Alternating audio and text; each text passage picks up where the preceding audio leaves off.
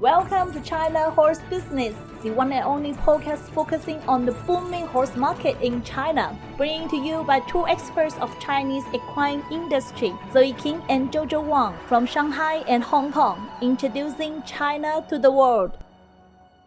Good morning, Zoe. How are you doing? I'm doing good. The Winter Olympics were completed yesterday. After all the excitement, I think I'm feeling a little bit empty now. But I would like to extend our warm congratulations and heartfelt compliments to all athletes. You have won immense glory for your countries and people. Well done. Yes, congratulations to all athletes. But Zoe, you don't have to feel empty because the 19th Asian Games 2022 in Hangzhou will be held from the 10th to 25th September in 2022. 40 sports and 6 equestrian events, including dressage, eventing, and jumping, both team and individual, will take place from the 12th to 22nd in September. It is exactly 200 days before the games opening today, and I cannot wait for it. Jojo, after the Winter Olympics, we have listeners asking if they could join the Asian Games as an equestrian volunteer. Let's share more information about this in our China news section today. Of course. Due to the pandemic, it is still not sure if the spectator can attend the game.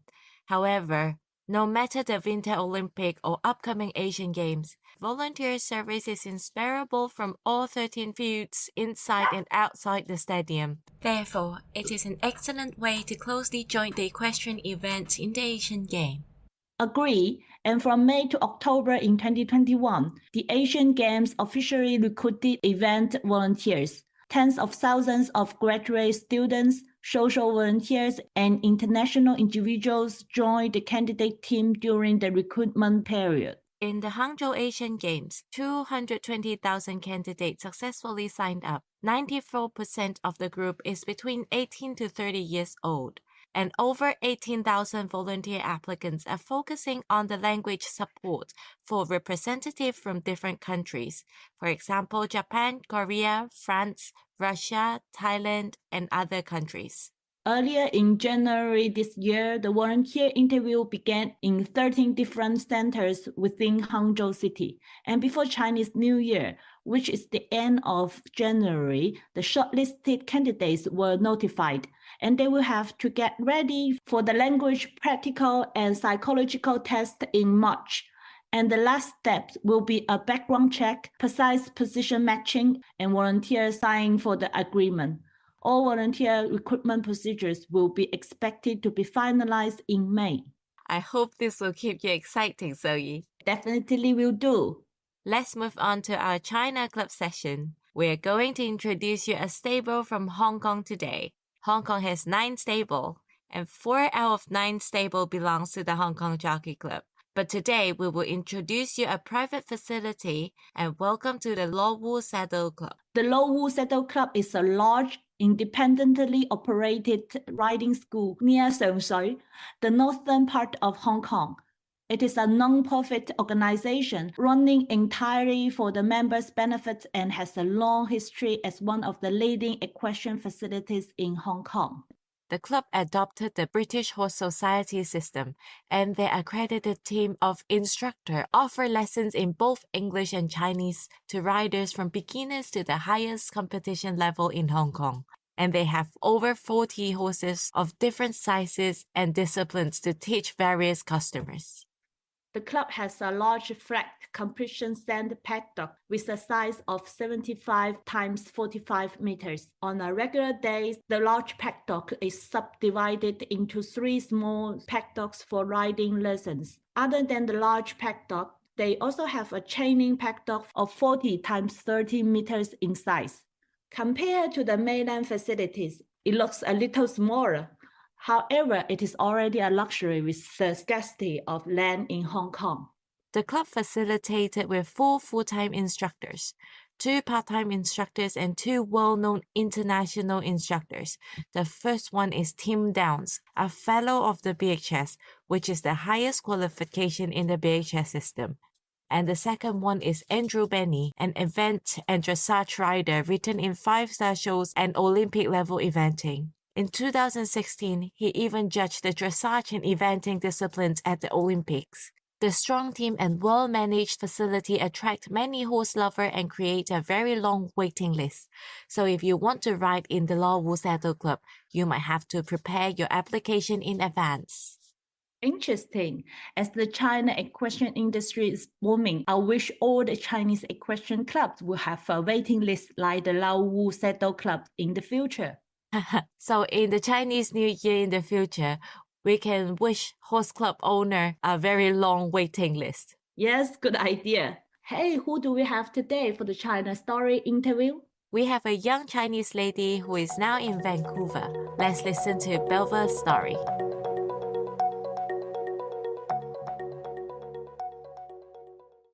Hello, Belva. So could you please tell our listeners your full name and your profession? Okay, yes. So my name is Belva Wong, and I currently live in Vancouver. I work in the property management industry. I came here to study in the University of British Columbia.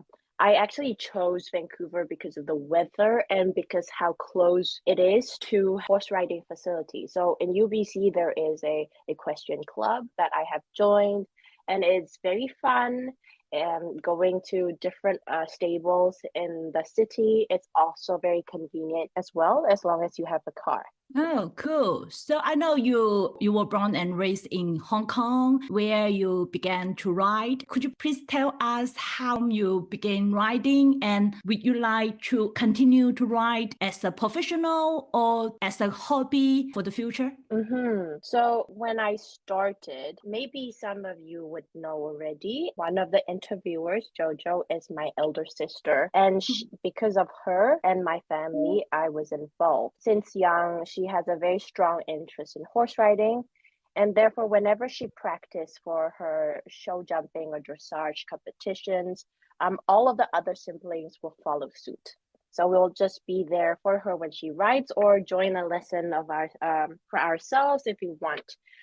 That's how I started riding. Later on, it became more for me. It was entertaining for me. And I started volunteering for another equestrian association called the Riding Disabled Association.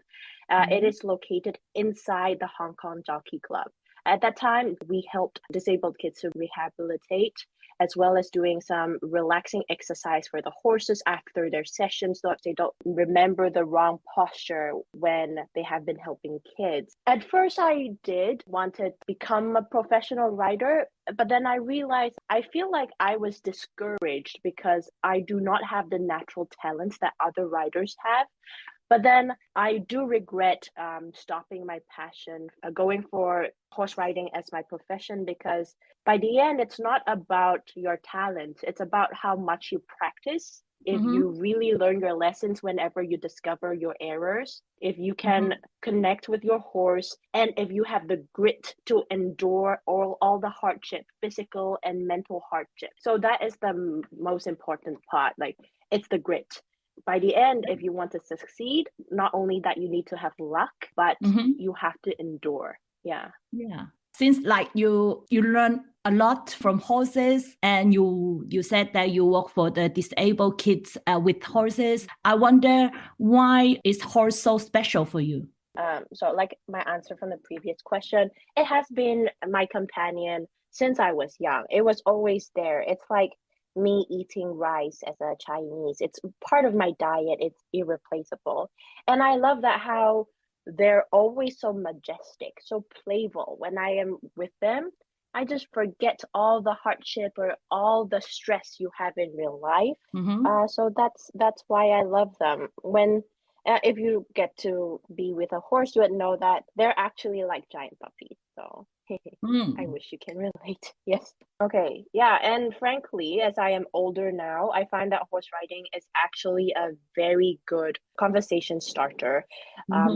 Because of my industry, working in a property management company, I actually need to meet different people from different industries, and having a hobby or having multiple hobbies actually are good conversation starters. So it's not only the sport that is helpful for my mental health and my physical health, but it's also very good for my career. So being Yeah. able to relate with other people by that is very beneficial and it's very enjoyable to talk about too. Wow. So the Nice. meaning Mhm. for of horses and why it's special for me has drastically changed from when I was younger. It was just to companion my elder sister to now for my own entertainment and my social interaction. I think if we interview you 10 years later, it may evolve as well, the meaning of horses Definitely, for you. Cool. definitely. So, what is your most memorable horsey moment? There are a couple, but I think the one that I remember the most is when I was having one of my lessons around 10 years old. I was riding as normal. The horse was a bit lazy, so I give it a few kicks, but my legs were tiny. I really basically did nothing. And then it suddenly decided to say, hey, I'm going to have a role here. I'm not doing this lesson anymore. I'm gonna have a role. And he started kneeling down and lay on its side. Good that I was agile. I was like a monkey. I ran out of I hopped off immediately so I didn't got squished. But yeah, that is my most memorable moment. It's not the greatest, but it was funny. And it really helped me learn about horses. Like they are cuddly, they are cute, but they could accidentally squish you too. Yep, so we have to be careful when we're with this giant animal around you. And you have been in the industry since you were young, either riding Mhm. yourself or helping out as a volunteer in RDA. So throughout this time, who is your idol and why? Well, of course, it's my sister, Jojo, the one who's hosting this podcast, by the way. I am definitely biased. Originally, I did have an idol that was in the Hong Kong youth riding team. I already forgot what their name is, but then they're just so not relatable. I was young, you can't go talk to them. It's not really an idol if you can't really imagine yourself being them or being able to aspire to them. So my sister is definitely my idol. And this is why most people work because they have to do so because of the money or just because they need to make a living. It is rare for people to have the grit to endure all the hardship to work for something that they love.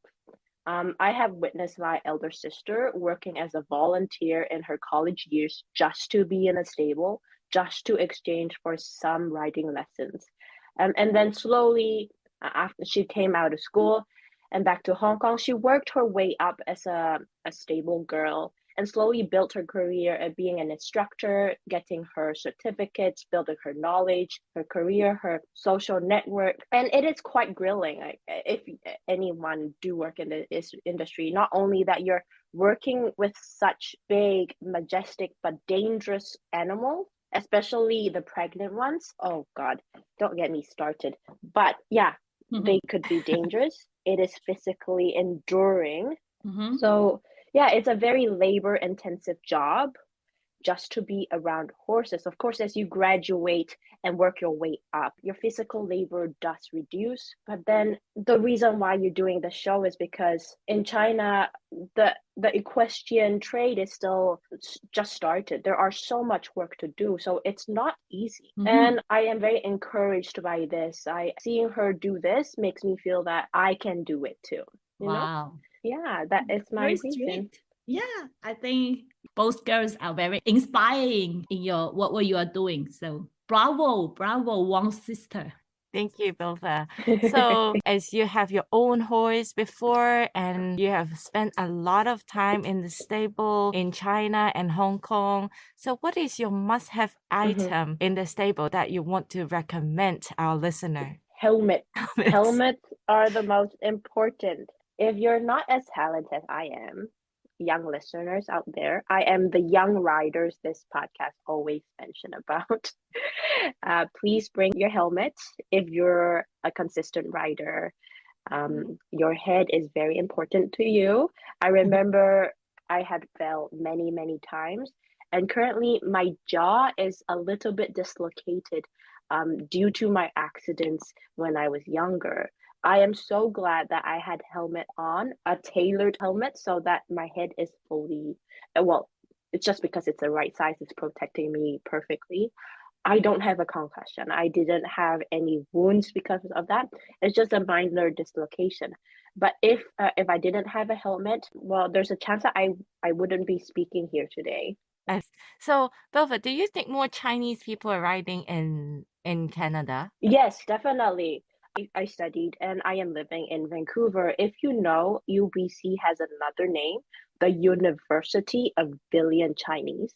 It's a joke, but it is true though.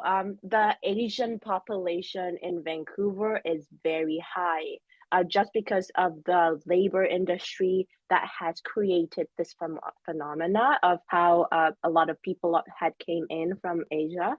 But yes, I have a lot of friends that I know actually own horses or sponsor horses, and most of them are Asian. Yeah, just to add a little bit about this question is that I do realize the ability of speaking Chinese, well, Cantonese and Mandarin as a horse rider is actually very well seeked. The only reason is because their market has been changing. They are also starting to market the stable for Chinese speaking clients. And that is why their demands are changing for having a multilingual coach. Yeah. Yes. Cool. And I think, yes, the demand is increasing definitely. Very happy to have you here, Belva. And thank you so much for being our guest, and I miss you so much. Aww, I miss you too. Yeah. Right. Take care. I'm glad to see equestrian sport is getting more popular in Chinese circle, not only in mainland, but all over the globe. Yes, and Jojo, I would say not only equestrian sport, but also the racing sport is doing the same.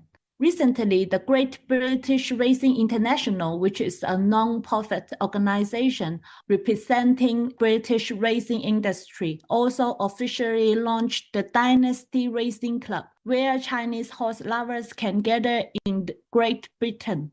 We will share you more information in the future episodes. Hey guys, if you like our podcast, please hit the subscribe button and share it with your friends. Your support is very important to us. Exactly. And looking forward to talking to you again next week. Bye. Bye. This podcast is co-hosted by Zoe King and Jojo Wang, powered by Wonder Horse, a business solution provider focusing on Chinese equine market and a bespoke equine community in China.